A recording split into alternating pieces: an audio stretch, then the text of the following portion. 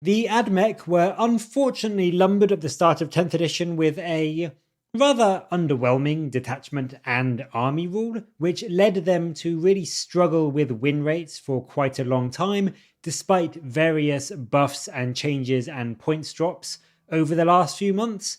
Well, their new codex is coming, it's going up for pre-order this coming weekend, and with it comes some new rules and abilities, and Warcom has shown off a few of these today.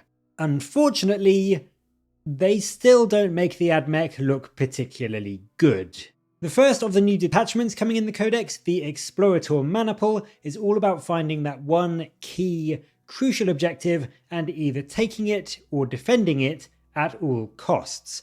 And so the acquisition at any cost detachment rule means that you can choose an objective in your command phase, and for that battle round, that is your acquisition objective.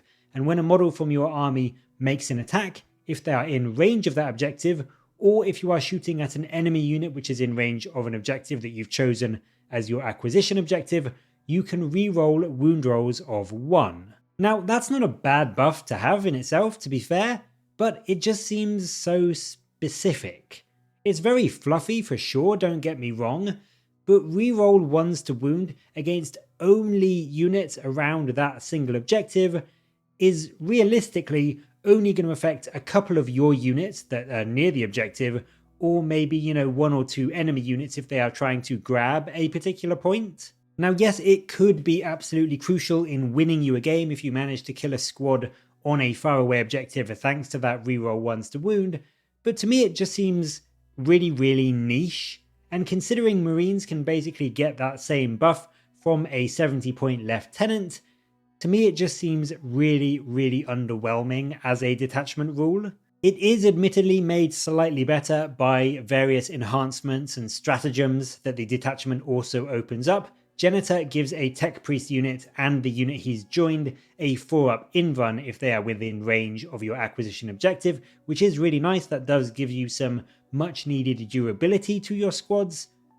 But then again, when most of the units that can either take this enhancement or benefit from it already have a 5-up in-run, it's a nice boost, but it's not exactly the most mind-blowing thing to be spending your points on. We also get to see 2 stratagems. Reactive Safeguard is quite a nice 1 CP strat to basically deny an enemy charge. It lets an infantry squad of yours embark on a nearby transport if they've been selected as the target of a charge by your opponent. Notably in this, and it may be that they just haven't given us the whole wording yet, but notably in what they've shown off today, this doesn't state the enemy can then redirect their charge into another unit, so you could potentially use this to leave an enemy squad out of position, out in the middle of the battlefield, ready to face a load of firepower in your next turn. So I do think this one is quite useful. It could be really good, especially if they don't get the chance to redirect their charge into something else. Cached Acquisition is also quite a useful one. For 1 CP, it essentially gives you a sticky objective. It's only usable on a unit of yours that has been destroyed, which is obviously a downside, but it means that if they were on an objective when they died, you can use this stratagem and then you keep control of that objective. So this could be a really clutch last turn play to just keep hold of that one objective in your deployment that you have had your unit shot off, but you really need it just to score you those victory points and win you the game. So I do actually quite like this stratagem. I think it's a really useful one. Obviously, it's not as good as, say, Intercessors, who just have sticky objectives as a unit ability, but still, this one can definitely help you win the objective game, and it's definitely one that I can see Admech players using quite a lot when one of their key units does get killed. On the other side of the arena, there is a slightly more offensive detachment shown off, although to be fair, it's also as equally disappointing, I think. The Cohort Cybernetica detachment is a really exciting one based around vehicles and your Castellan robots, and what its detachment rule, Cybersarm programming, does is it gives your robots your army rule. Yeah. Your Castellan robots don't usually benefit from the Doctrina Imperative's army rule, and this detachment just gives it to them. So, I mean, yes, it's a buff, but is that possibly the most unexciting detachment ability ever written in 10th edition? it basically just unlocks your army rule. Your army and detachment rule unlocks your army rule for this detachment. That's it. I mean, yes, it does help. It gives things like your Castellan robots slightly better output or slightly better defense thanks to the Conqueror or Protector imperatives that they now have access to. But it's just kind of annoying that all this detachment does is unlock a rule which you already had in your index or codex. It's a really feels bad rule, I think, because you see that rule and you think, that's really cool, but my Castellan robots can't access it, and I need to choose this specific detachment to actually get it. And yes, it's a buff, it's just an annoying buff, and I think it's a really feels bad one, and I would hate to use it. So from that perspective, I feel like I wouldn't want to run this detachment on principle alone. We also see a few enhancements for the cohort Cybernetica, and some of them are actually relatively decent. Necromechanic is for a Tech Priest unit, and is actually, as I said, really quite good. You choose a Legio Cybernetica unit or vehicle within 12 inches, and once per battle round, you can turn an enemy attack to 0 damage. So this isn't just a one-use ability like we've seen on various other things, it's every battle round, and that means that you could potentially change a solid 4 or 5 volcano cannon shots into potentially 0 damage. It is genuinely a solid enhancement. Being able to use it every battle round rather than just a one-off does make it still quite limited because you can't just do it all the time, but it is going to be really quite useful at keeping your vehicles and your units alive for as long as possible, especially against those high damage, scary anti-tank weaponry that usually are just 1 or 2 shots each. The detachment also opens up the Emotionless Clarity enhancement. Again, this is for a Tech Priest model,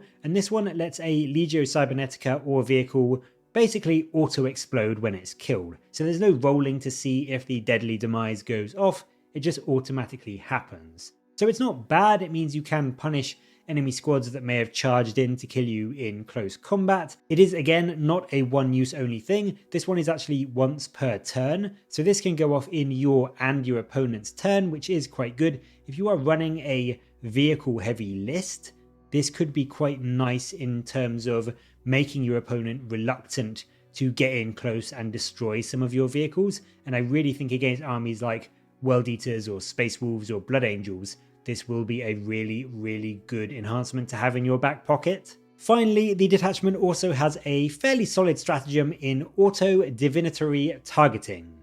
This is a battle tactic stratagem for 1 CP. It sets the ballistic skill of a vehicle or Cybernetica unit to 3+, and also gives it ignores cover. This is quite handy in a way because it also means it stacks with heavy or other +1 to hit modifiers, because this doesn't, and it specifically states this in the article, this doesn't just give you a bonus to your hit, it sets your ballistic skill to 3+, so you can stack heavy or other +1 to hit modifiers on top of it, and this means that you can quite easily get some of your vehicle weapons to hitting on 2s and also ignoring cover. So this is really good, it's a really solid strat that you would expect to see in other codexes and books. However, there is also a downside to it. If you use this stratagem, you also have to choose an objective marker, and then your unit that you're buffing has to shoot at enemy units within range of that marker. And I mean, that's not a huge downside really, because let's be honest, you probably are going to want to shoot at units near objective markers anyway, but it just feels a little bit needlessly restrictive. Like, why not just make it a strat that buffs your shooting and gives you ignores cover without the restriction? It's not like getting a 3-up ballistic skill and ignores cover is exactly game breaking, it's only going to be on one vehicle or one unit, so why make the Admech players jump through those extra hoops for no real reason? And to me, that's the issue that we've seen in all of the things that we were shown today and the Admech in general. The rules in and of themselves aren't awful, it's just the army as a whole just seems to have to do more to get the benefits of them. You want that 3-up ballistic skill, you have to shoot a specific unit. You want reroll wound rolls of 1, you have to be stood on this specific objective. You want to use your actual army rules, only if you run this specific detachment. It just seems so pointlessly restrictive for the Admech players. And so from what we've seen so far, these rules are not, in my opinion, painting a particularly good picture for the army. And I hope I'm wrong, I really do. But to me, so far, this looks like the Admech Codex is going to be quite a restrictive, weak one, and it's going to make the army struggle into a lot of the stronger armies in the game that can do all this stuff without the restrictions, so they can be a lot more proactive and also reactive in terms of what they use, when they use it, and who they can use it against, whereas the Admech are going to be very, very tunnel visioned into what they can use at what time and who they can focus it on. So that's it for this preview. I think, as I said, Admech not looking great. I hope there is more that we have not been shown that makes them a lot stronger or more exciting, but so far I'm not that impressed, I have to be honest. But as always, I'd love to know what you think. Am I underestimating these rules, or is there something I'm missing? Let me know your thoughts and ideas down in the comments below, and as always, thank you very much for watching. Please do like and subscribe for more Warhammer content from me, but until next time, I'll catch you later guys.